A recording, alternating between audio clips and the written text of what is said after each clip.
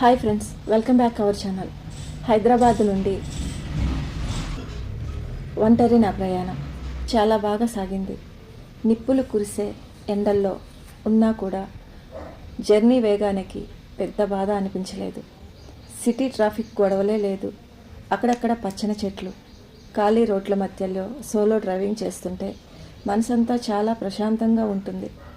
తీరిక లేని లైఫ్ నుండి కాస్త బ్రేక్ తీసుకొని మన సాంప్రదాయాన్ని, భక్తిని వెతుక్కుంటూ సాగుతున్న ప్రయాణం ఇది. ఎండగా ఉన్న నాకైతే అస్సలు అలసట తెలియలేదు. ఆ స్వామిని చూడాలనే ఈ యాత్రలో అలసిపోయినా అసలు పోయేదేముంది అనిపించింది.